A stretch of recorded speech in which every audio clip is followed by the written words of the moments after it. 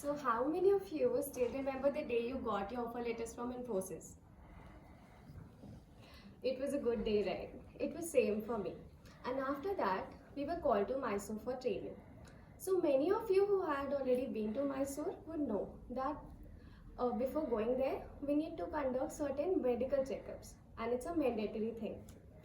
So now I'm a big procrastinator. I should have finished all this way back, but it was past 3 days to Diwali, and this entire medical thing was left.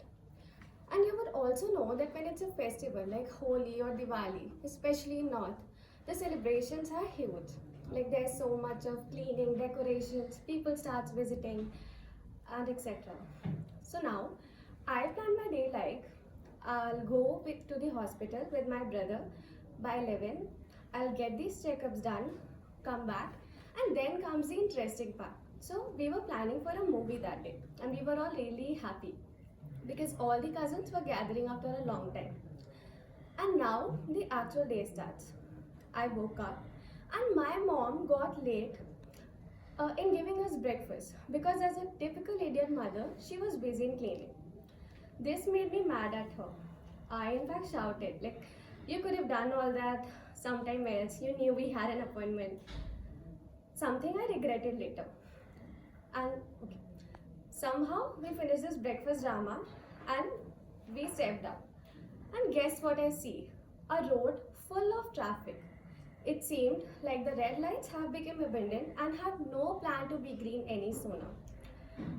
By this time, I could understand that now we were not only late for the hospital, but our movie is getting cancelled. And that made me so frustrated. After some time, I just lost my temper. Somehow now we reached to the hospital. But the moment we reached there, everything changed. So we were asked to sit in the lobby, the waiting room. And the first thing I see there is a child who got severe burning injuries. He got bandaged all over his body, and beside him was his mother, crying and helpless.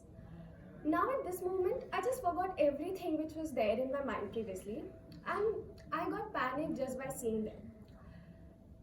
Okay, somehow I calmed myself.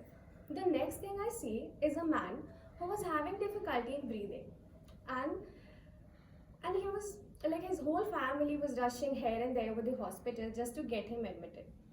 I felt really bad for him. And after that, I saw a person who met with an accident that very morning, and he got blood stains all over his clothes. And he wasn't able to walk now. By this time, I became numb. So now, while sitting there, I started revisiting my day. I woke up, and just because my mom got late to give me breakfast, that made me so mad at her that, in fact, I shouted. I was so guilty at this time. After this, I was making such a big fuss about the whole traffic thing I got on my way. And I was so frustrated that my movie was getting cancelled. But if you see, in actual, there were people with bigger and real problems. Okay, time passed, I was called inside, I got the checkups done, we came back. But somehow I couldn't move on. When I came back, I wanted to give my mom a big hug and say sorry to her. But being an introvert, that wasn't an option. So instead, I saw my dog and I gave him a hug. After some time, he just ran for his life.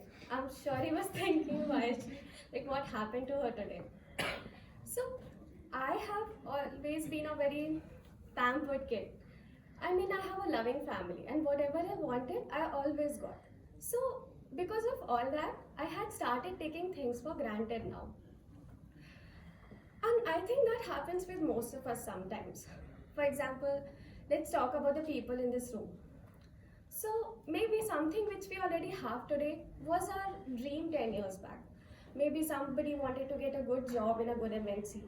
Somebody wanted a good package. Somebody wanted to be a manager. And today we all have it. But are we really appreciating it enough? Are we really appreciating it enough? So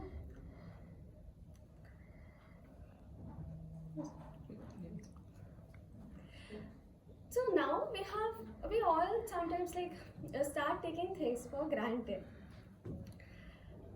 And no, do not think that I'm here to tell you that like we should be grateful or we should be thankful for things, because that's something we all already know.